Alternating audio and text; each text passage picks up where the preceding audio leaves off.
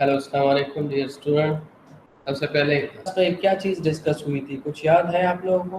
Paraphrase है। Paraphrasing नहीं, summary writing. Summary writing में फिर टेक्निक्स है, एक टेक्निक पैराफ्रेजिंग का भी है, वो भी डिस्कस हुआ था। ठीक है, तो मेन हमारा जो लेक्चर का टाइटल था वो समरी राइटिंग था।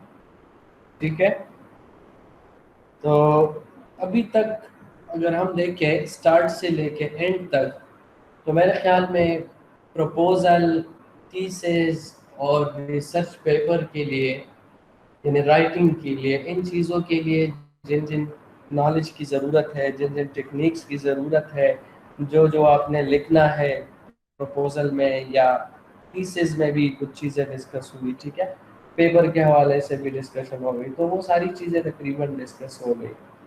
अभी जब आपका प्रपोजल एक्सेप्ट हो जाता है, तो प्रपोजल एक्सेप्ट होने के बाद आपका प्रैक्टिकली काम शुरू करते हैं। ठीक है, यानी आपका जो रिसर्च है वो ऑफिशियली शुरू हो जाता है। अनऑफिशियली याद रखें, अनऑफिशियली प्रपोजल से पहले भी आप काम शुरू कर सकते हैं, लेकिन ऑफिशियली प्रपोजल एक्सेप्टेंस के बाद कंसिडर होगा। ठीक है, तो अभी जब आपका काम शुरू होगा तो काम किस तरह होगा, क्या करना होगा, इस हवाले से ये जो लेक्चर है, इस लेक्चर में थोड़ा कुछ पॉइंट्स डिस्कस करते हैं। बाकी लेक्चर्स में भी आएंगे, डेटा किस किस्म का होगा, डेटा कलेक्टिंग टेक्निक्स कौन से हैं, वो सारी चीज़ें आगे भी डिस्कस करेंगे। ठीक है, लेकिन फ़िलहाल थोड़ा सा ये जो लेक्चर है, ये इसका नाम है रिसर्च डिज़ाइन या रिसर्च अप्रोच। आज का जो लेक्चर है, लेक्चर नंबर, इसका टाइटल है रिसर्च डिज़ाइन, या बाज़ लोग इसको रिसर्च अप्रोच कहते हैं। तो इसके बारे में थोड़ा डिस्कस करते हैं, रिसर्च डिज़ाइन का क्या मतलब है। ठीक है, और रिसर्च अप्रोच का क्या मतलब है। तो सबसे पहले, रिसर्च डिज़ाइन और research approach is a plan how one is going to carry out the research. ये प्लान है। प्लान आप जानते हैं, जिस तरह आप कोई घर बनाते हैं, सिविल इंजीनियर से सारे, तो उसका प्लान होता है। उस प्लान में आपको सारी चीज़ें गिवन है कि ये इतना करना है, ये इतना है, इस पर इतना मटेरियल आएगा, ये स्पेसिफिकेशन है, यानी आपको एक कंप्लीट गाइडलाइन मिल जाती है कि इस तरीके से आपने जाना है और इस तरह ये घर बनाना है। ठीक है, उसको कहते हैं हाउस प्लान। क्लियर है? इसी तरह रिसर्च का जो प्लान है, इसको क्या कहते हैं? इसको रिसर्च डिजाइन या रिसर्च अप्रोच कहते हैं। Is that clear? क्लियर है? यस सर, क्लियर है सर। थोड़ा थोड़ा बहुत मिलता है जी किस सर। चीज से? आपके प्रपोजल में या आपकी थीसिस में या आपके प्रेजेंटेशन में जो टॉपिक है, रिसर्च मेथोडोलॉजी, थोड़ा बहुत उससे मिलता है। ठीक है, ज़्यादातर चीज़ें उससे सेम है, लेकिन इसमें थोड़ा ब्रॉडली कंसेप्ट जो है, थोड़ा ब्रॉड सेंस में यूज़ होता है रिसर्च डिज़ाइन और रिसर्च अप्रोच का। ठीक है, बाकी तकरीबन वही मेथोडोलॉजी है। Design therefore guides the conceptualization of the study variables, handling of research methods, sampling of respondents and data analysis। तो ये सारी चीज़ें आ गई। स्टडी वेरिएबल आपके कौन से हैं? ठीक है, ये जो रिसर्च मेथड है, किस तरह आपने परफॉर्म करने हैं, सैम्पलिंग ऑफ रिस्पोंडेंट्स, आपके जो रिस्पोंडेंट्स हैं इसकी सैम्पलिंग किस तरह करेंगे, इसके बारे में, डेटा एनालिसिस किस तरह होगी, ये सारी चीज़ें रिलेटेड है किससे? रिसर्च डिज़ाइन या रिसर्च अप्रोच से। ठीक है, question which are addressed by research design. इसे रिसर्च डिज़ाइन में कौन कौन से क्वेश्चन क्लियर होने चाहिए, यानी वो कौन से एम्बिग्विटीज़ है जो क्लियर हो जाती है किसी रिसर्च अप्रोच या रिसर्च डिज़ाइन से। ये याद रखें, आपके प्रपोजल या आपके थीसिस में रिसर्च डिज़ाइन या रिसर्च अप्रोच का कोई स्पेसिफिक टॉपिक नहीं है जिस पे आप बनाएंगे। ठीक है, लेकिन ये रिसर्च मेथोडोलॉजी में एक कंसेप्ट है, इस वजह से हम डिस्कस करते हैं। ठीक है, समझ गया इसको? Yes sir. अच्छा, सो ये क्वेश्चन है, what is the study about, यानी ये चीज उससे क्लियर होना चाहिए।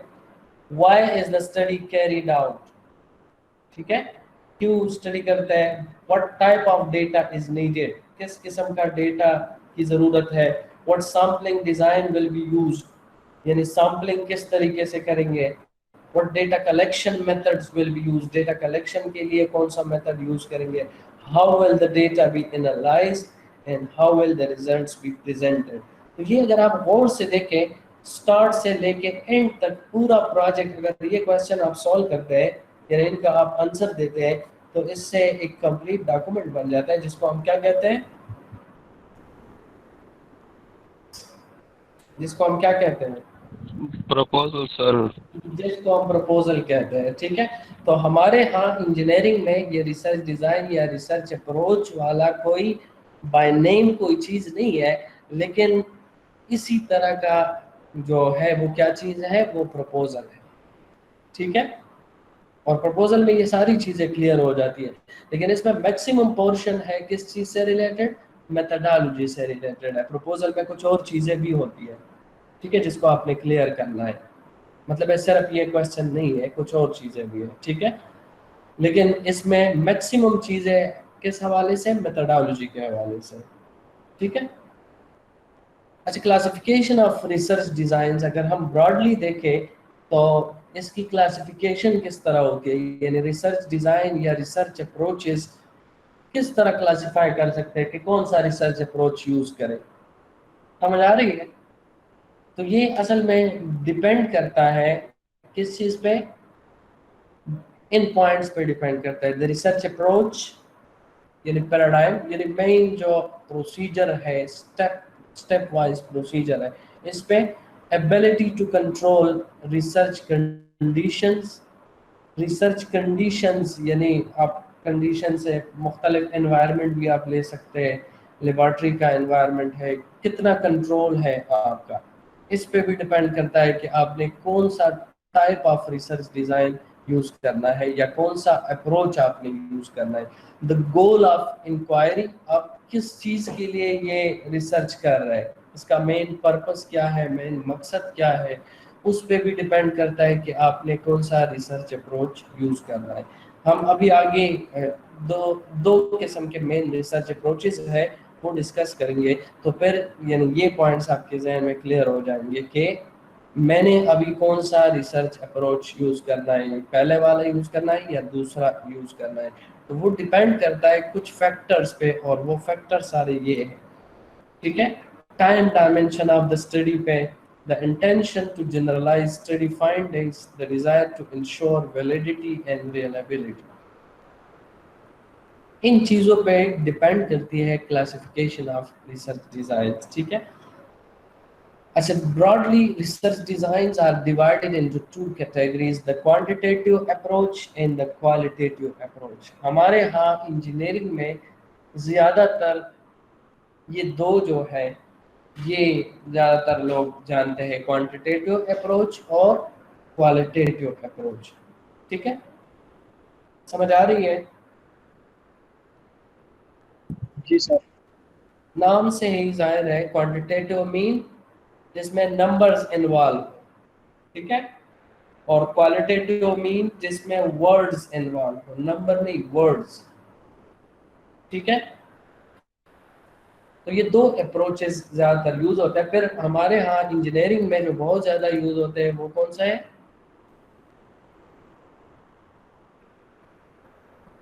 कौन सा ज़्यादा यूज होगा इंजीनियरिंग में आपके ख्याल में, क्वालिटेटिव क्वांटिटेटिव, सर। क्वालिटेटिव नहीं क्वांटिटेटिव। ठीक है, क्वांटिटेटिव जी सर। इंजीनियरिंग में बहुत ज़्यादा यूज होता है, जो क्वालिटेटिव है ये बाकी जो फील्ड्स है उनमें बहुत ज़्यादा, लेकिन फिर भी मैक्सिमम टाइम्स मैक्स इन दोनों का मैक्स यूज करते हैं, यानी कुछ पोर्शन क्वालिटेटिव का होता है कुछ क्वांटिटेटिव, यानी क्वांटिटेटिव में भी आपको बाज़ औक़ात क्वालिटेटिव अप्रोच की ज़रूरत पड़ेगी। ठीक है, समझ गए। ये सर। जी सर। अच्छा, नंबर वन क्वांटिटेटिव अप्रोच क्या है। The quantitative approach are characterized by data that can be described numerically. समझ आ रही है, ये जो अप्रोच है ये किस चीज़ पे डिपेंड करता है? नंबर्स पे डिपेंड करता है। और नंबर के ज़रिए हम फाइंड कर सकते हैं ये रिज़ल्ट अच्छा आया है, ये बुरा आया है, ये इससे ज़्यादा अच्छा हुआ, ये इससे कम अच्छा हुआ। ये सारी चीज़ें नंबर के ज़रिए ये न्यूमेरिकली फाइंड आउट करते हैं। तो इस किस्म का जो अप्रोच है, अगर हम न्यूमेरिकली फाइंड आउट करते हैं तो इस किस्म के अप्रोच को क्वांटिटेटिव अप्रोच कहते हैं। अ phenomena must be directly observe in concept must be defined in observable and measurable terms.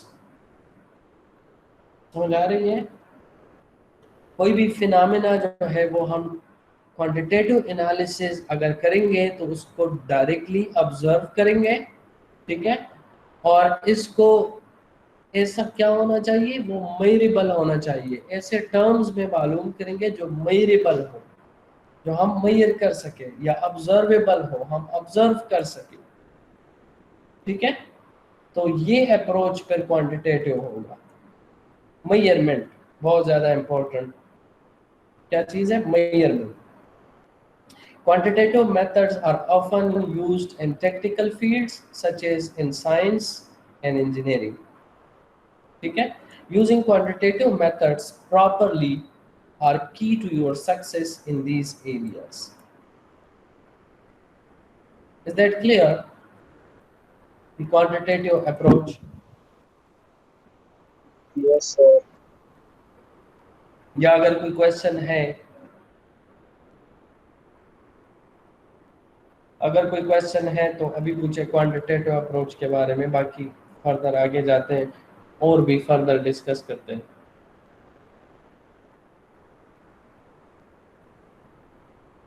ठीक है। Quantitative approach and goals. Quantitative approach में अमूमन हमारे गोल्स क्या होते हैं? The ultimate goal is an understanding of how to collect, analyse and communicate data in an experiment. समझ आ रही है? अल्टीमेट गोल हमारा क्या होता है? How to collect, how to analyse and how to communicate data. Quantitative approach में ये चीज़ के यानी हम सैंपल किस तरह कलेक्ट करेंगे, सैंपल कलेक्ट हो गए तो इनकी फिर एनालिसिस किस तरह करेंगे, और फिर एनालिसिस के बाद जो रिजल्ट्स आते हैं इसको किस तरह प्रेजेंट करेंगे, जिसको इंटरप्रिटेशन कहते हैं। ठीक है, ऐसे अंदाज में इंटरप्रेट करें कि इस फील्ड वाले सारे लोग इसको समझ सकें। ठीक है, तो ये गोल है, मेन गोल इस अप्रोच में। ये तीन गोल है: how to collect, how to analyse and how to interpret और communicate data. Specifically the role of data in a scientific study. Role क्या है, डेटा का रोल क्या है, what it really is for. It is far more important than you may think. ठीक है, role mean यानी importance क्या है, ठीक है, कितनी इम्पोर्टेंस है इस डेटा की साइंटिफिक वर्ल्ड में, ठीक है, या इंजीनियरिंग वर्ल्ड में। ठीक है, क्या इसका रोल इतना ही है जितना आप सोचते हैं या इससे ज्यादा है? नंबर 2, इसमें planning to get the data you need, यानी क्वांटिटेटिव अप्रोच में हमारे गोल्स ये: planning to get the data you need, what kind of data and how much is enough. किस किस्म का डेटा आपको ज़रूरत है, किस किस्म की डेटा की, और इस डेटा की जो अमाउंट है वो कितनी इनफ होगी आपके रिसर्च के लिए। These are specifications for the study और प्रोजेक्ट। ठीक है, next is how to measure data. Data तो आ गया, आपको जितना रिक्वायर्ड था वो भी आ गया। अब नेक्स्ट क्या चीज़ है? हाउ टू मेजर, किस तरह मेजर करेंगे। How to obtain the data you need, एक किस्म का डेटा आप लेते हैं और फिर उसको मेजर करते हैं या उस पर एनालिसिस करते हैं, उससे दूसरे किस्म का डेटा आप अचीव करते हैं जो आपको ज़रूरत है। समझ आ रही है? एक किस्म का डेटा आप लेते हैं और फिर उस पर एनालिसिस, टेस्टिंग वगैरह करके उससे दूसरे किस्म का डेटा आप अचीव करते हैं। ठीक है, तो ये आप किस तरह डेटा लेंगे, फिर उसको किस तरह एनालाइज करेंगे, किस तरह उसको क्लियर करेंगे और जो हमें रिक्वायर्ड है, जो चीज़ हमें रिक्वायर्ड है उसको किस तरह ऑब्टेन करें। ठीक है, ऑब्टेन हो गया, आ गया वो, अब इसको साइंटिफिकली किस तरह प्रेजेंट करेंगे, how to express the significance of your data, showing what your data means. जो आपके रिजल्ट आए हैं, इन रिजल्ट का मतलब क्या है, समझ आ रही है, इससे आप क्या कंक्लूड करते हैं, क्या रिकमेंडेशन देते हैं, ये चीज़ है। क्वांटिटेटिव एनालिसिस या क्वांटिटेटिव अप्रोच में ये पॉइंट्स है जो हर लेवल पे आपने क्लियर करने होते हैं। Is that clear? Yes, sir. Yes, sir. You should be able to exercise these skills as an independent scientist, employee, entrepreneur or consultant. ये तो वैसे कंसल्टेंट और एम्प्लॉय कह रहे हैं, लेकिन आप एमएस स्टूडेंट हैं तो आपको ये चीज़ें आनी चाहिए और आपने ये चीज़ें क्या करनी है, डिफेंड करनी है हर लेवल पे, यानी प्रपोजल लेवल पे, प्रोग्रेस लेवल पे, डिफेंस लेवल पे, थीसिस में, रिसर्च पेपर में, प्रपोजल में। ठीक है, तमाम चीज़ों में ये आपने डिफेंड करने होते हैं as an independent scholar. Clear है? क्योंकि मास्टर का जो रिसर्च है वो इंडिपेंडेंट है, ग्रुप में नहीं है। आप ग्रुप में नहीं होंगे, एक एक अलग अलग स्टूडेंट अलग अलग रिसर्च करेगा। ठीक है, मास्टर और पीएचडी लेवल पे। Is that clear? Quantitative approach and goals. Yes, sir. Yes, sir. The next one is the qualitative approach. तो qualitative mean quality से related है, which can be described by what? By words, by sentences, by explanation, not numerically. ठीक है? So the qualitative approaches are characterized by data or information that can be described verbally or non-numerically. ठीक है, वो numerically है, ये verbally है। ठीक है, वो numerically है, ये non-numerically, वो numbers है, ये words है। The main difference between qualitative and quantitative research is a matter of theory. ठीक है, it is not that one is better than the other, it depends on the study you are doing. समझ आ रही है? यानी ये नहीं है कि क्वांटिटेटिव रिसर्च जो है बहुत अच्छा है और क्वालिटेटिव रिसर्च अच्छा नहीं है, नहीं, ये काम की नौइयत, रिसर्च की नौइयत पर डिपेंड करती है, आप किस तरह का काम करते हैं।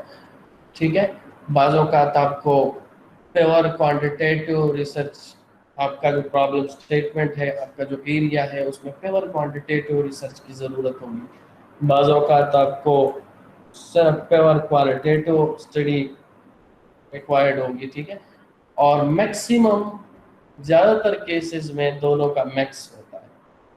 ठीक है, क्योंकि हम इंजीनियरिंग में ज़्यादातर क्या, कौन सा चीज़ पसंद करते हैं, क्वांटिटेटिव चीज़ पसंद करते हैं। ठीक है, क्योंकि क्वांटिटेटिव का प्रूफ होता है, क्वालिटेटिव की प्रूफ बहुत मुश्किल है। क्वालिटेटिव जो चीज़ें हैं उनका प्रूफ बहुत ज़्यादा मुश्किल है इंजीनियरिंग में। समझ आ रही है? इंजीनियरिंग में क्वांटिटेटिव जो अप्रोच है उसका प्रूफ बहुत ज़्यादा आसान है। आप जाके देखें, आप कोई सिलेंडर बनाते हैं, आप कहते हैं कि मैं 8000 पीएसआई वाला कंक्रीट बनाता हूँ। ठीक है, उसमें आप कुछ एडिटिव वगैरह यूज़ करके सिलेंडर बनाते हैं और उस सिलेंडर पे टेस्टिंग करते हैं। बहुत सारे सिलेंडर बनाते हैं, सिलेंडर पे टेस्टिंग करते हैं, तो प्रूफ आ जाता है 8000 से अबव है स्ट्रेंथ, तो बस आपका रिसर्च ये हो गया। ये एक छोटा सा एग्जांपल है। ठीक है, आपका रिसर्च होगा कि ये एडिटिव इतने इतने मकदार में मिलाएंगे तो इससे जो strength of concrete 28 days strength आएगा वो 8000 psi से मोर देन 8000 psi होगा। ठीक है, तो ये आपने न्यूमेरिकली प्रूफ कर दिया। समझ आ रही है? लेकिन अगर आप एक्सप्लेनेशन के जरिए प्रूफ करेंगे या वर्ड्स के जरिए प्रूफ करेंगे तो ये बहुत ज़्यादा मुश्किल है। समझ आ रही है? Yes, sir. Yes, sir.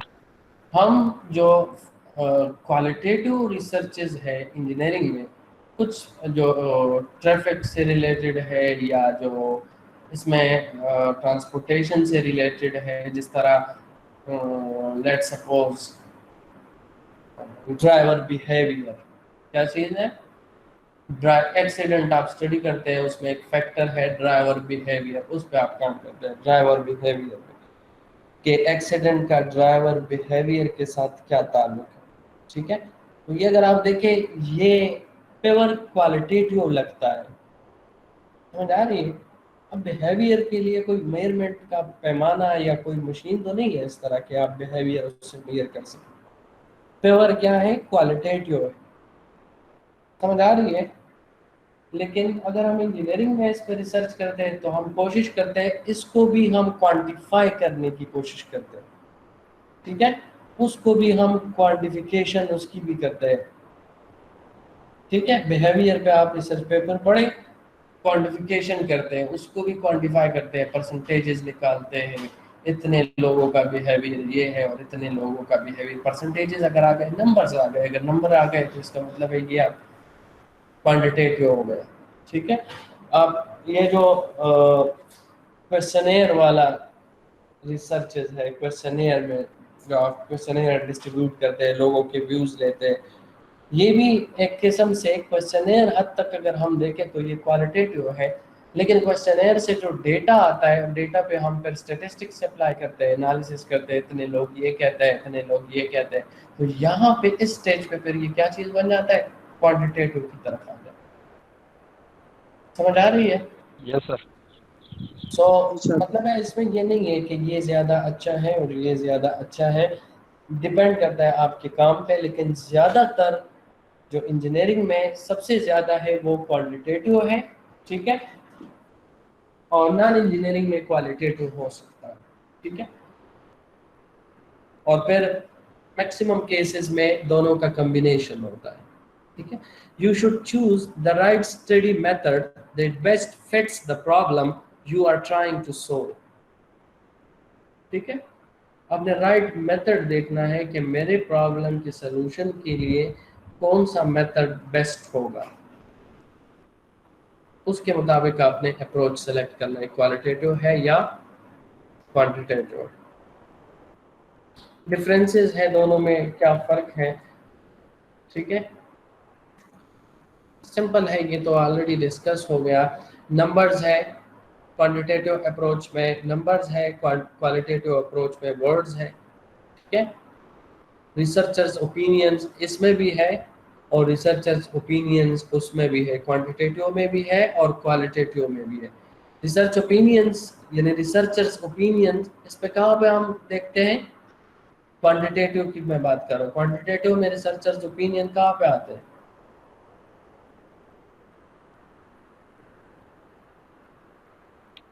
Sir quantitative में उसमें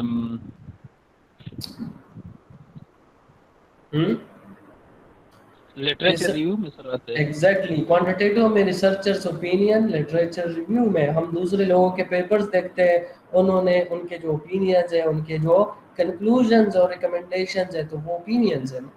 ठीक है, और इसमें participants opinions, participants opinion mean के लेट सपोज, जिस तरह मैंने अभी एग्जांपल दिया आपको क्वेश्चनेयर से रिलेटेड। ठीक है, तो क्वेश्चनेयर में पार्टिसिपेंट्स होते हैं ना, क्वेश्चनेयर आप डिस्ट्रीब्यूट करते हैं मुख्तलिफ यूनिवर्सिटीज़ में, फ़र्ज़ करें मुख्तलिफ स्कूल्स में, उनसे आप क्या करते हैं, फीडबैक लेते हैं, तो उनका फिर आप ओपिनियंस देखते हैं।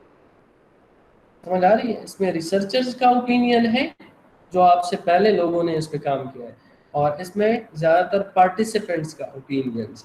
ठीक है, इसमें थ्योरी टेस्टिंग है, कोई थ्योरी मौजूद है हम उसको टेस्ट करते हैं। ज़रूरी नहीं है कोई एक थ्योरी है और आपने पेपर वो थ्योरी उठाया, समझ आ रही है, पेपर वो थ्योरी आप नहीं उठाते। आपका जो प्रॉब्लम स्टेटमेंट है, इस प्रॉब्लम स्टेटमेंट को जब आप सॉल्व करेंगे, इन ऑब्जेक्टिव्स को जब आप अचीव करेंगे, तो आप बहुत सारी थ्योरीज और लॉज और ये चीज़ें यूज़ करेंगे। समझ आ रही है, थ्योरीज और लॉज आप यूज़ करके अपना प्रॉब्लम सॉल्व करेंगे। समझ आ रही है। Yes sir. फॉर एग्जांपल आपको कोई न्यूमेरिकल प्रॉब्लम मिल गया एग्जाम में, तो आप किस तरह उसको सॉल्व करेंगे। आप डायरेक्ट अपने जहन से तो कुछ चीज़ उस वक्त नहीं बना सकते, आपके पास कोई फार्मूला होगा, उस फार्मूले से उस न्यूमेरिकल को सॉल्व कर सकते हैं। समझ आ रही, तो वो फार्मूला क्या चीज़ है, थ्योरी है या लॉ है, वो उससे आपने लेके उसको आपने टेस्ट किया, ठीक है।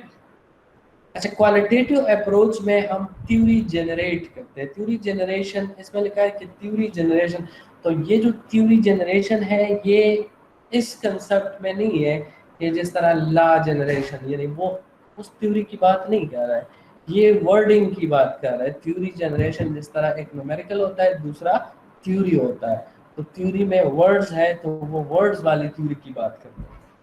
समझ आ रही है कि यानी जो इसमें जो हमारे रिजल्ट्स होते हैं वो रिजल्ट क्या है, वो सेंटेंसेस है, वर्ड्स है, नंबर्स नहीं है। थ्योरी जनरेशन का मतलब ये आप समझे। Is that clear? Yes sir. अच्छा, quantitative approach is numerical based analysis and qualitative approach is process based analysis. ये न्यूमेरिकल बेस्ड है क्वांटिटेटिव, और क्वालिटेटिव प्रोसेस बेस्ड। किस तरह? न्यूमेरिकल बेस्ड तो समझ आ गया है, प्रोसेस बेस्ड किस तरह? प्रोसेस बेस्ड का क्या मतलब है? सर डायरेक्शन वगैरह दी गई होती है। इसमें जो जो अप्रोच है वो प्रोसेस पे डिपेंड करता है, ज्यादातर प्रोसेस पे डिपेंड करता है। कौन सा प्रोसेस है, किस प्रोसेस के जरिए आप डेटा कलेक्ट करते हैं, उस पर डिपेंड करता है। मैक्सिमम जो इसकी डिपेंडेंस है वो प्रोसेस पे है, ठीक है। और जो क्वांटिटेटिव है इसकी मैक्सिमम जो डिपेंडेंस है वो किस, कौन सी चीज़ है? न्यूमेरिकल है। प्रोसेस मीन तरीक़ेकार, यानी एक तरीक़ेकार ये है कि आप खुद जाके, लेट सपोज आप कंस्ट्रक्शन कंपनीज देखते हैं कि कंस्ट्रक्शन कंपनीज में ये प्रॉब्लम क्यों आते हैं, ठीक है। तो एक तरीक़ेकार ये है कि आप खुद जाके हर एक कंपनी को विजिट करें, 1000 कंपनी विजिट करें और इनके प्रॉब्लम नोट करें, उस पर रिसर्च करते हैं, ठीक है। दूसरा ये है कि आप 1000 कंपनियों में क्वेश्चनेयर भेजते हैं, उनसे क्वेश्चन पूछते हैं, ठीक है। तो ये आप देखें, दोनों रिसर्चेस एक किस्म की रिसर्चेस है, लेकिन एक के रिजल्ट अच्छे आएंगे, दूसरे के अच्छे नहीं होंगे। क्यों? क्योंकि जो आप बेचते हैं उसका रिस्पांस दूसरे तरीके से आएगा, जो आप खुद जाएंगे, खुद ऑब्जर्व करेंगे, इसका रिस्पांस डिफरेंट होगा। समझ आ रही है? तो ये दोनों प्रोसेसेस डिफरेंट है, तो इस वजह से दोनों प्रोसेसेस से डिफरेंट रिजल्ट आते हैं। Is that clear? प्रोसेस पे डिपेंड करता है मैक्सिमम। क्वांटिटेटिव अप्रोच स्ट्रक्चर्ड है। स्ट्रक्चर्ड मीन कि इसका एक सॉलिड स्ट्रक्चर पहले से मौजूद है कि मैंने सैंपल कलेक्ट करना है, लेबोरेटरी में टेस्ट करना है, उससे रिजल्ट आएंगे, उसके इस किस्म के ग्राफ बनाएंगे, इनके साथ कंपेयर करेंगे और फिर कंक्लूजन और रिकमेंडेशन बनाएंगे, ठीक है। क्वालिटेटिव अप्रोच जो है अनस्ट्रक्चर्ड है, इसका कोई प्री प्लान तरीका मौजूद नहीं है, पहले से प्री प्लान तरीका नहीं है। किसी ने एक तरीका यूज किया है, आप दूसरे तरीके से कर सकते हैं। 5 तरीके ऑलरेडी मौजूद हैं, आप छठा तरीका यूज कर सकते हैं, ठीक है। तो कोई प्री प्लान स्ट्रक्चर्ड मेथड मौजूद नहीं है क्वालिटेटिव अप्रोच का, ठीक है। Is that clear? Yes sir. Next is quantitative approach is explanation and qualitative approach is understanding. अब ये क्या चीज़ है? अंडरस्टैंडिंग है क्वालिटेटिव अप्रोच, और क्वांटिटेटिव अप्रोच एक्सप्लेनेशन है। अब ये जो दोनों बातें हैं ये हम अपने रिसर्चेस में, जो हमारे रिसर्चेस है उसमें दोनों यूज करते हैं। अंडरस्टैंडिंग का मतलब है कि आप कहते हैं कि लेट्स सपोज कंक्रीट की स्ट्रेंथ वाटर सीमेंट रेशो कम करने से इंक्रीज होती है। फर्ज करें ये एक एग्जांपल है, ठीक है। ये आपके कंक्लूजन आएगा, कंक्रीट की स्ट्रेंथ इंक्रीज होती है वाटर सीमेंट रेशो कम करने से। तो ये क्या चीज़ है? ये अंडरस्टैंडिंग वाली बात है, क्वालिटेटिव बात है। समझ आ रही है? क्वालिटेटिव कंसेप्ट है। लेकिन इसकी एक्सप्लेनेशन के लिए क्या चीज़ होगा?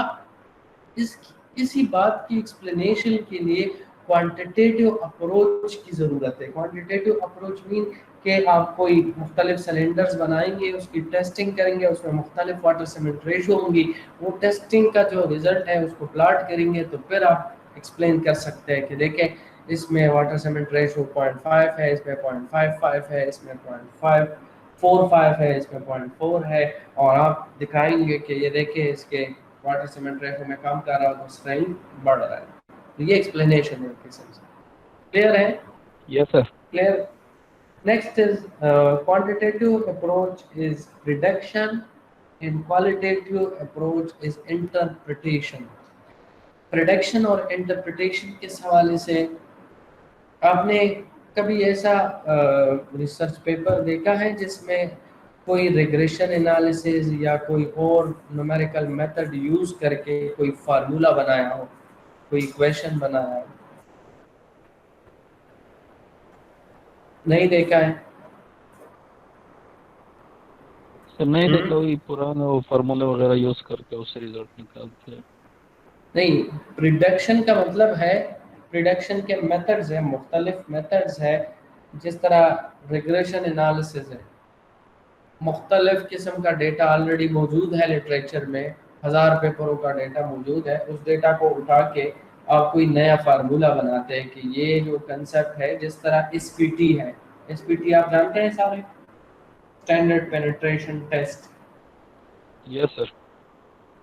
SPT blow, number of blows आते हैं, ठीक है, टेस्ट करते हैं, उससे नंबर ऑफ ब्लोज आते हैं, और उस नंबर ऑफ ब्लोज से फिर हम बेरिंग कैपेसिटी निकाल लेते हैं। बेरिंग कैपेसिटी के लिए फिर इक्वेशंस है, ठीक है। तो वो जो इक्वेशंस है वो कोई रियल इक्वेशन नहीं, वो प्रिडिक्ट किए गए हैं, प्रिडिक्शन के जरिए, न्यूमेरिकल मेथड्स के जरिए, रिग्रेशन के जरिए मालूम किए गए हैं। समझ आ रही है? वो कहता है कि अगर SPT की वैल्यू इतनी है तो इसकी बेरिंग कैपेसिटी इतनी होगी, बेरिंग कैपेसिटी की वैल्यू ज़्यादा होगी अगर SPT की वैल्यू ज़्यादा है, एंड सो ऑन, ठीक है। तो ये कौन सा अप्रोच है? ये प्रिडिक्शन वाला, ये रिग्रेशन एनालिसिस वाला, ये क्वांटिटेटिव अप्रोच है। लेकिन इसी चीज़ को अगर आप एक्सप्लेन करना चाहेंगे, किसी प्रिडिक्शन को समझाएंगे, प्रिडिक्शन से कोई ग्राफ बन गया, इस ग्राफ को आपने समझाना होता है, तो ये उसकी क्या कहते हैं? उसको इंटरप्रिटेशन कहते हैं। इंटरप्रिटेशन मीन, इंटरप्रेटर का क्या काम होता है? तशरीह कर नहीं, तर्जुमान को क्या कहते हैं? तर्जुमान spoke a person, I think. नहीं, ट्रांसलेटर, ट्रांसलेटर नहीं, उसको भी मेरे ख्याल में इंटरप्रेटर कहते हैं। ट्रांसलेटर। समझ आ रही है? ये कोई फर्ज करें कोई ग्राफ है, इस किस्म का ग्राफ बन गया, आपने देखे होंगे मुख्तलिफ पेपर्स में, ठीक है।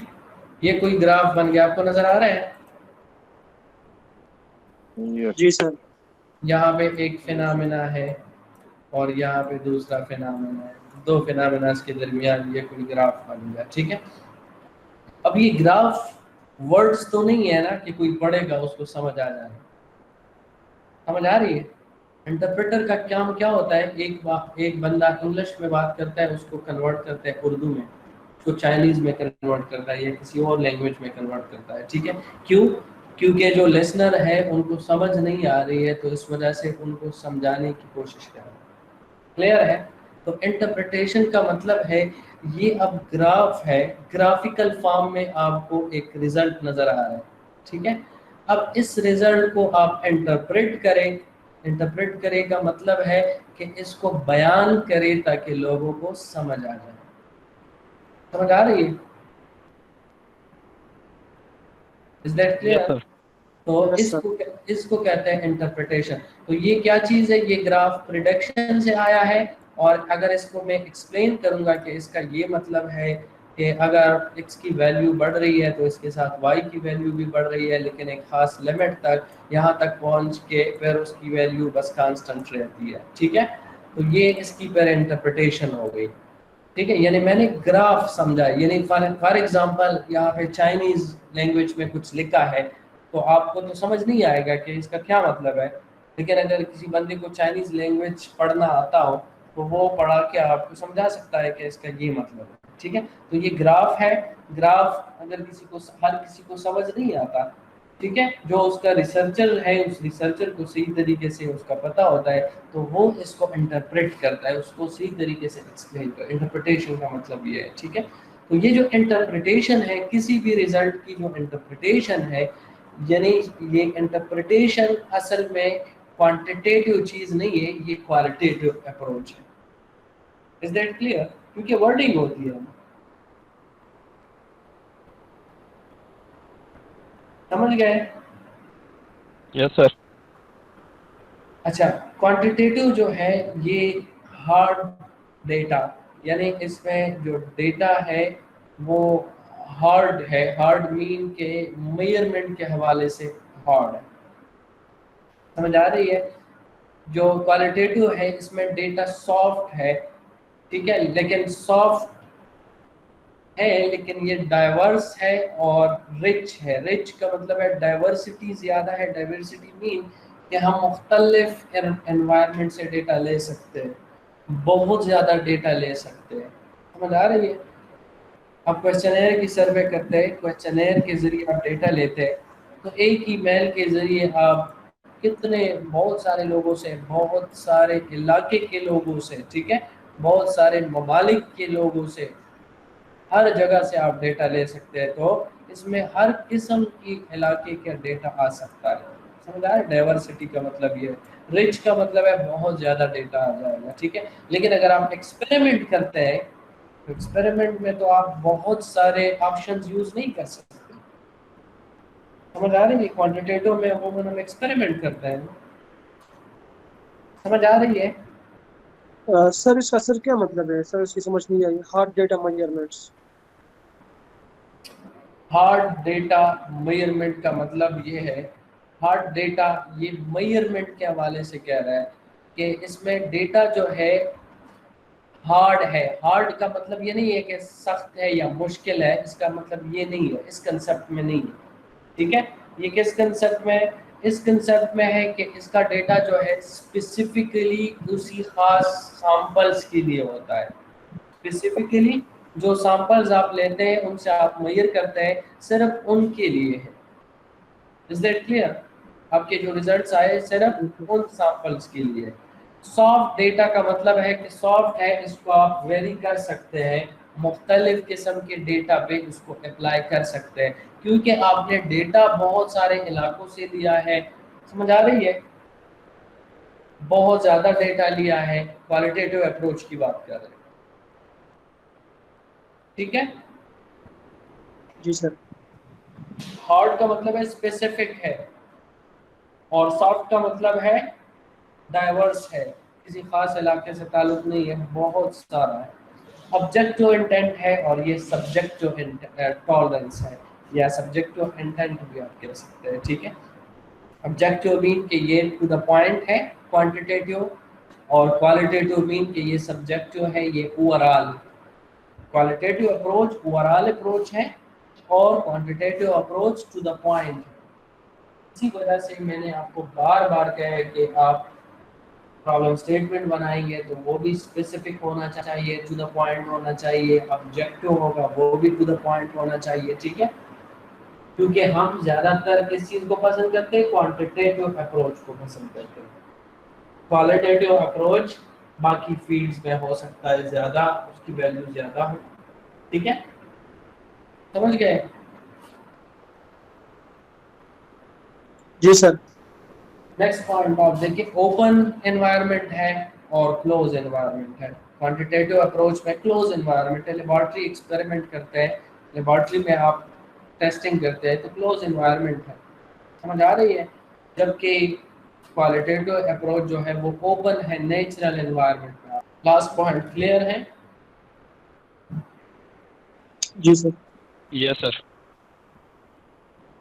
अच्छा, अगर हम कैटेगरी वाइज कहें तो कैटेगरी वाइज या टाइप्स के हवाले से सिर्फ दो मेथड है, एक का नाम है क्वालिटेटिव अप्रोच, दूसरे का नाम है क्वांटिटेटिव अप्रोच, ठीक है। लेकिन sometimes the mixed methods approach is the suitable research methodology wherein quantitative and qualitative methods are mixed, since such a practice can offer various possible solutions for the studied research problems। समझ आ रही है? यानी mix approach use करते हैं। जिस तरह फर्ज करें कोई रिसर्च है जिसमें डेटा कलेक्शन जो है एक्सपेरिमेंट के जरिए नहीं करते, क्वेश्चनेयर के जरिए करते हैं, ठीक है। और फिर क्वेश्चनेयर से जो डेटा आया फिर उस पर एनालिसिस करते हैं, मुख्तलिफ किस्म की एनालिसिस ठीक है। तो क्वेश्चनियर तक आपका रिसर्च क्या है, क्वालिटेटिव है, और फिर उसके बाद जो एनालिसिस है न्यूमेरिकल टाइप की एनालिसिस है, ये स्टैटिस्टिक्स अप्लाई करते हैं। स्टैटिस्टिक में अगर आप सिंपली एवरेज भी मालूम करते हैं, ये भी आप स्टैटिस्टिक्स अप्लाई करते हैं। एवरेज भी क्या है, स्टैटिस्टिक है, ठीक है। या कोई और पैरामीटर आप फाइंड करते हैं, ठीक है, स्टैंडर्ड डिविएशन निकालते हैं, एरर मालूम करते हैं, कंपैरिजन करते हैं, ठीक है।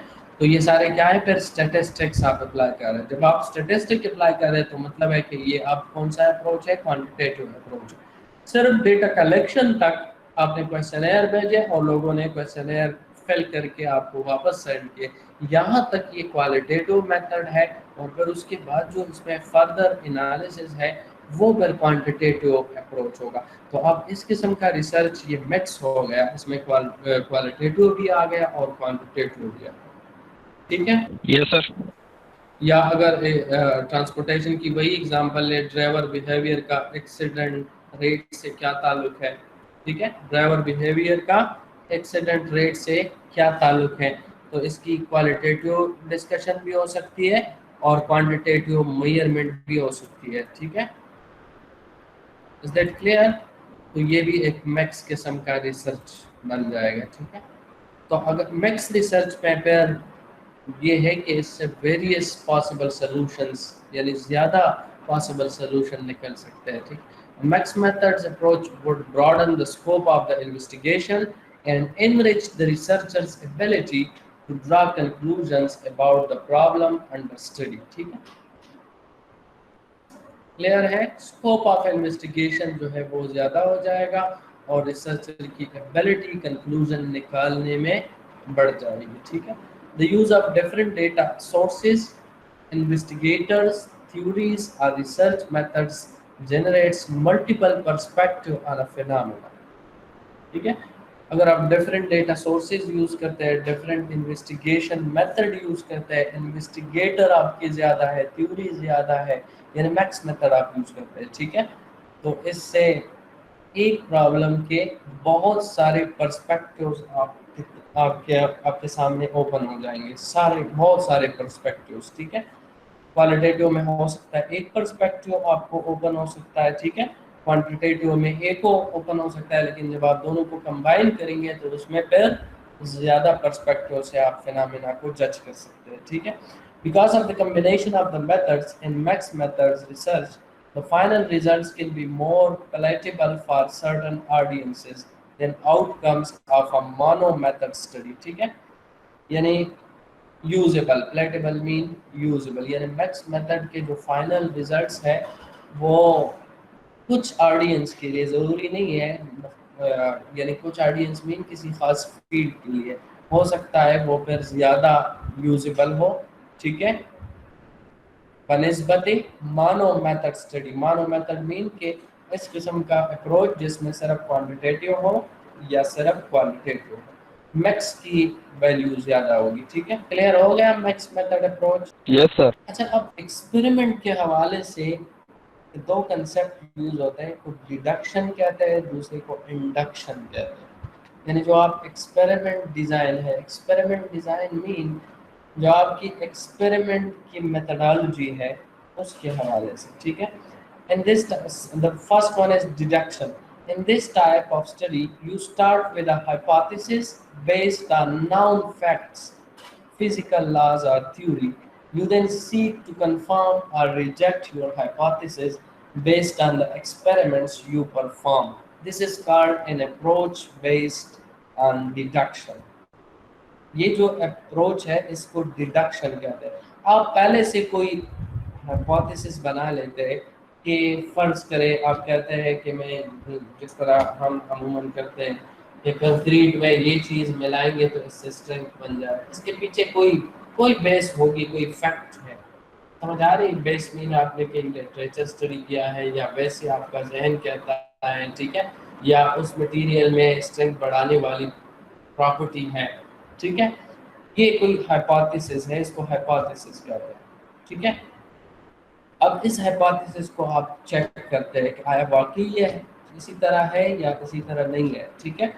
तो इसके लिए जो तरीक़ाकार है, जो अप्रोच है रिसर्च का, इस अप्रोच को क्या कहते हैं, डिडक्शन अप्रोच कहते हैं, ठीक है। इसमें पहले कोई थ्योरी होती है, यानी लेट्स सपोज थ्योरी ये है कि अगर फर्ज करें ये कौन सा मटेरियल है जिसको फ्लाई ऐश और ये चीज़ है, फ्लाई ऐश जानते हैं, फ्लाई ऐश में यस कहते सर, हैं यस सर, अगर फर्ज करें कोई थ्योरी है, कोई कंसेप्ट है, लिटरेचर में आपने पढ़ा है कि फ्लाई ऐश में ऐसा मटेरियल है जिससे स्ट्रेंथ बढ़ता है, ये आपने पढ़ा है। तो इस बेस पे आप कहते हैं कि मैं fly ash let's suppose soil के साथ मैं मिला लेता हूँ, तो हाइपोथेसिस ये है कि इससे सॉइल की स्ट्रेंथ बढ़ जाएगी। हाइपोथेसिस है, अभी प्रूफ नहीं हुआ, ठीक है। तो इस कंसेप्ट पे फिर आप ऑब्जर्वेशन करते हैं। ऑब्जर्वेशन मीन कि आप सैंपल्स बनाते हैं, उस पर एक्सपेरिमेंट्स करते हैं, उससे रिजल्ट्स आ जाएंगे। रिजल्ट से आपको पता चल जाएगा या तो ये हाइपोथेसिस एक्सेप्ट हो जाएगी या रिजेक्ट हो जाएगी। इस किस्म के रिसर्च अप्रोच को क्या कहते हैं, deduction method. Is it clear? यानी कोई थ्योरी है, कोई कंसेप्ट ऑलरेडी से मौजूद है, उस कंसेप्ट के बेस पे आप कोई हाइपोथेसिस बना लेते हैं, ठीक है, कि ये फिनोमेना इस तरह होगा, ठीक है। अब होता है या नहीं होता, उसको आप टेस्ट करते हैं। टेस्ट मीन कि आप सैंपल्स बनाते हैं, एनालिसिस करते हैं, ठीक है। और उस एनालिसिस के बाद जो रिजल्ट्स आते हैं उससे आपको फिर पता चल जाएगा कि ये एक्सेप्टेड है या रिजेक्टेड है। इस किस्म के अप्रोच को क्या कहते हैं रिसर्च में, डिडक्शन अप्रोच कहते हैं। Is that clear? Deduction sir approach is clear? Hello जी जी। सर, ये जो हाइपोथेसिस है सर, मतलब इसको ये मतलब जो थ्योरी है हम इसको एनालिसिस करते हैं, हाइपोथेसिस एनालिसिस को कहते हैं या कोई डिफरेंट है? नहीं नहीं नहीं नहीं नहीं नहीं, थ्योरी की एनालिसिस आप नहीं करते। मैंने नहीं आपको पहले नंबर पे थ्योरी क्यों लिखा है, यहाँ पे देखिए, in this type of study you start with a hypothesis, but this hypothesis is based on a noun fact, ठीक है, और okay.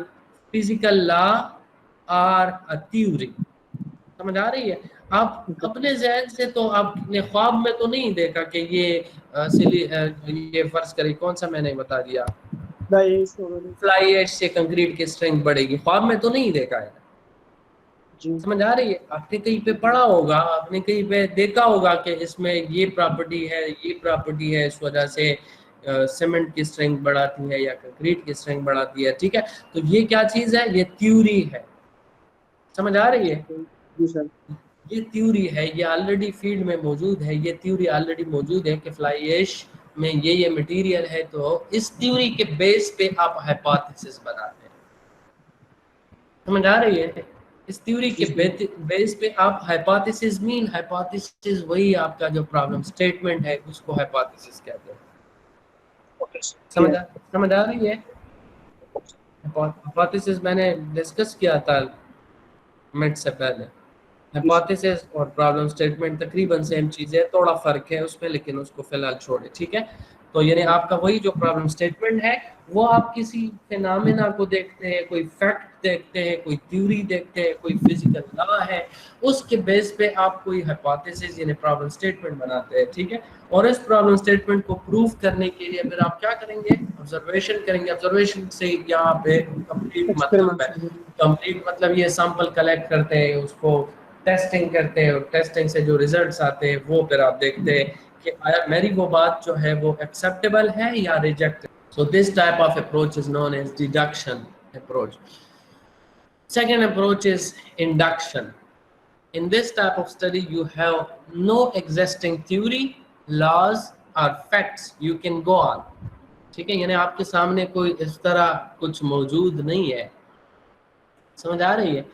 You cannot form a hypothesis based on those. ऐसी कोई थ्योरी नहीं है लिटरेचर में, इस किस्म का कोई चीज़ नहीं है जिससे आप कुछ हाइपोथेसिस बना सके, कुछ पहले से बता सके कि ये मेरे रिजल्ट इस तरह आएंगे। समझ आ रही है? Yes sir. थ्योरी में कोई चीज ऐसी मौजूद नहीं है जिससे आप पहले से बता सके कि मेरे रिजल्ट्स इस किस्म के आएंगे, ठीक है। तो फिर आप कौन सा मेथड यूज करेंगे? Induction. So instead you perform experiments in observe the results. समझ आ रही है? आप क्या करते हैं, अब लेट सपोज आप कहते हैं कि ये जो हवा चल रही है, ठीक है, हवा का लेट सपोज कोई फिनोमेना बताए, इसके साथ क्या ताल्लुक है, कोई जनरल चीज बताए। हवा का, जो हवा चल रही है, इसका ग्रोथ ऑफ ट्रीज से, ये जो ट्री बढ़ रही है, इससे क्या ताल्लुक है? ये कोई फिनोमेना आपने जहन में, आपके जहन में आ गया। अब इस पे आपने लिटरेचर स्टडी किया तो लिटरेचर में इस पे कोई काम नहीं हुआ, कुछ भी नहीं है इस पे, ठीक है। समझ आ रही है? तो आप क्या करेंगे?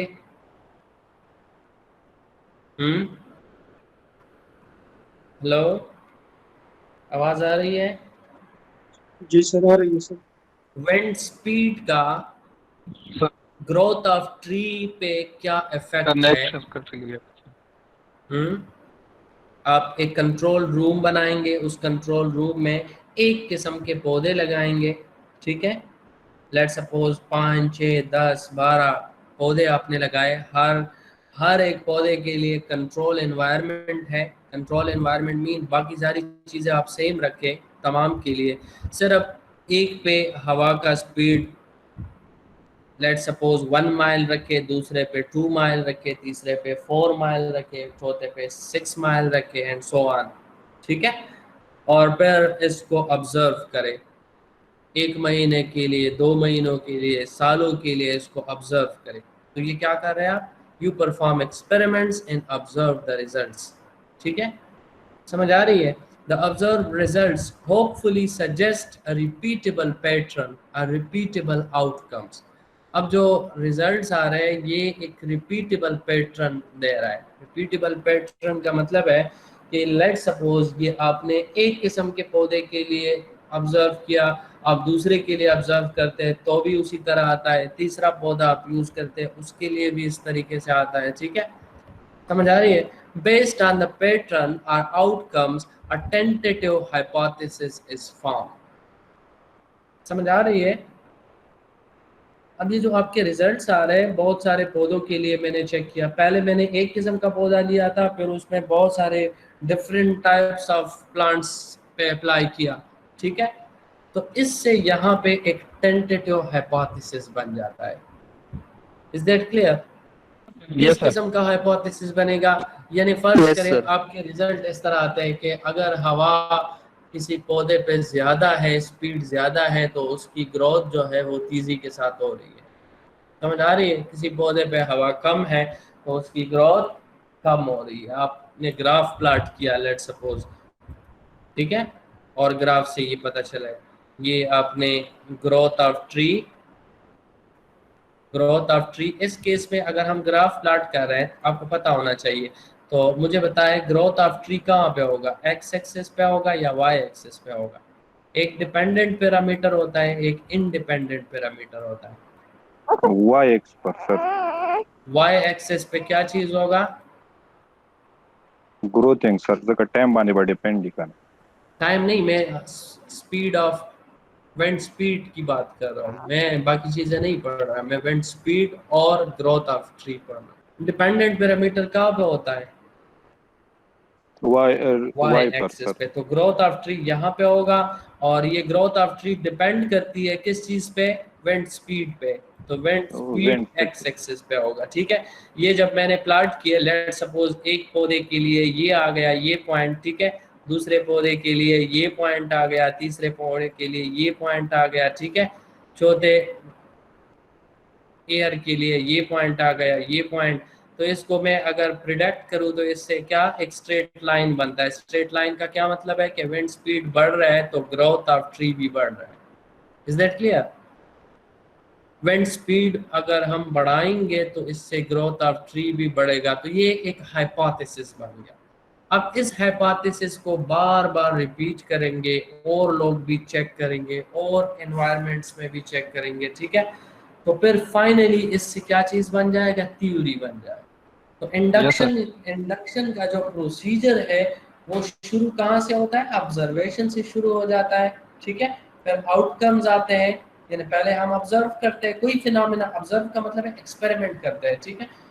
ऑब्जर्व करते हैं, उससे रिजल्ट्स आ जाते हैं, उन रिजल्ट से फिर हम टेंटेटिव हाइपोथेसिस बनाते हैं, और टेंटेटिव हाइपोथेसिस जब कई बार रिपीट करते हैं, ठीक है, कई एनवायरनमेंट्स में, मुख्तलिफ पौधों पे, मुख्तलिफ किस्म के हवा में, मुख्तलिफ स्पीड्स पे, मुख्तलिफ जगहों में, तो फिर उससे क्या चीज़ बन जाता है? थ्योरी बन जाता है। यानी कई बार उसको टेस्ट करने के बाद थ्योरी बन जाता है। Is that clear? ये फर्स्ट टाइम जब कोई चीज़ निकलता है दुनिया में, कोई नई चीज़ आता है, तो उसके लिए जो रिसर्च होता है वो कौन सा होता है? इंडक्शन होता है। जबकि कोई फिनोमेना ऑलरेडी मौजूद है दुनिया में, लेकिन उसमें कुछ और इम्प्रूवमेंट हम करते हैं, तो उसके लिए जो रिसर्च अप्रोच है वो डिडक्शन वाला है। अमूमन जो हम करते हैं वो कौन सा है? डिडक्शन वाला अप्रोच। समझ गए? जी सर। डिडक्शन और इंडक्शन समझ गए? जो नई इजादात होती है वो किस चीज़ से होती है? इंडक्शन से होती है, ठीक है। जो ऑलरेडी कोई फिनोमेना मौजूद है उसमें इम्प्रूवमेंट होती है, वो किस चीज़ से होती है? वो डिडक्शन से, ठीक है। नई इजादात इंडक्शन से और इम्प्रूवमेंट डिडक्शन से। क्लियर है? जी सर। Yes sir. इसमें भी कहता है which is better, so it depends on the problem you are trying to solve, your problem statement। ये प्रॉब्लम क्लियर है कि ये प्रॉब्लम पे डिपेंड करता है प्रॉब्लम किस नेचर का है, ठीक है। If your problem statement is based in known theory, facts और physical laws, then you can take a deductive approach. यानी ऑलरेडी कुछ थ्योरी उस पे मौजूद है, कुछ लिटरेचर मौजूद है, तो you will choose what which one? Deductive approach. अगर कुछ मौजूद नहीं है तो आप फिर जाएंगे इंडक्टिव की तरफ। If the problem statement is not based on such theory or fact such that because they don't exist, then you take an inductive approach। ठीक है? क्लियर है? Yes sir.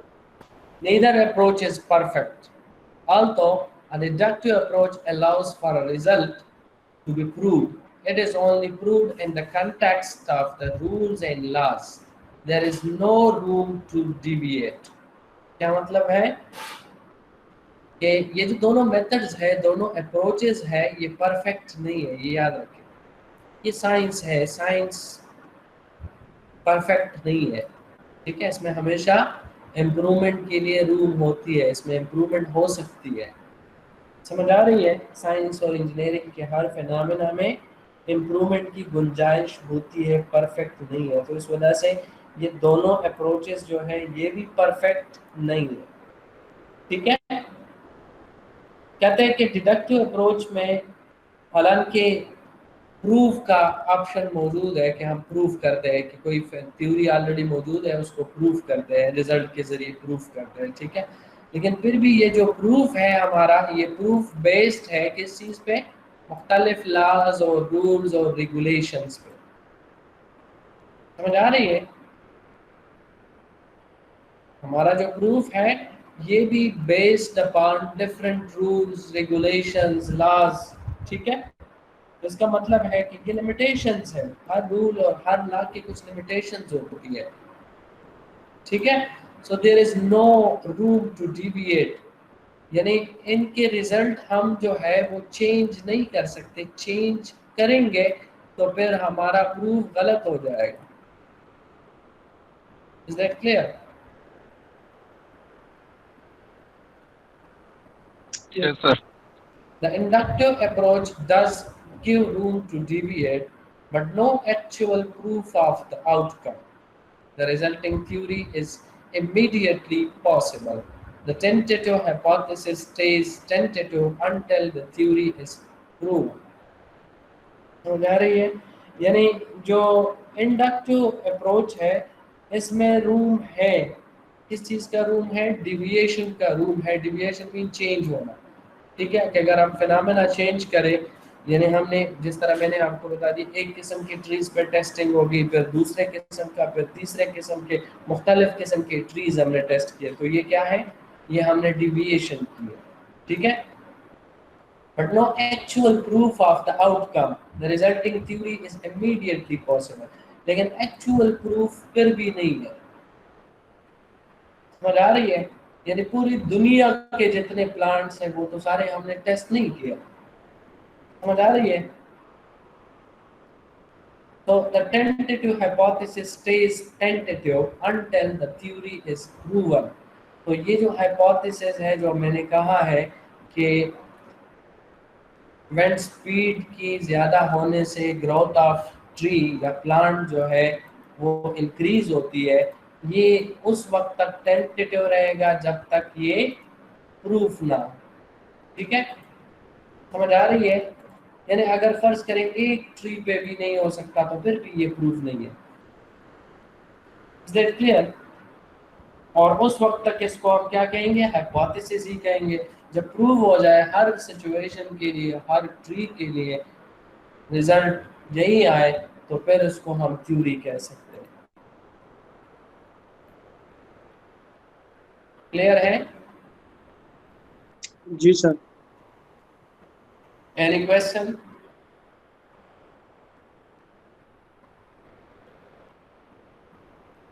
Okay, thank you. This was all about today's lecture. तो आज हमने, अगर आप गौर करें तो एक चीज़ हमने डिस्कस किया, रिसर्च अप्रोच या रिसर्च डिज़ाइन, ठीक है? ब्रॉडली अगर हम देखें तो दुनिया में दो किस्म के रिसर्च अप्रोचेस मौजूद है, एक को क्वालिटेटिव कहते हैं, दूसरे को क्वांटिटेटिव कहते हैं।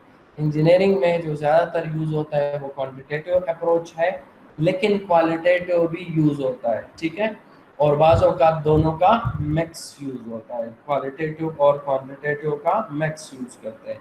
Is that clear? लेकिन फिर भी ये याद रखें ज़्यादातर फोकस क्वांटिटेटिव पे होता है, क्वालिटेटिव पे इतनी फोकस नहीं है इंजीनियरिंग में, ठीक है? क्लियर है? जी सर। Yes sir. फिर हमने एक्सपेरिमेंट्स डिज़ाइन के बारे में कहा, इंडक्शन मेथड और डिडक्शन मेथड, ठीक है?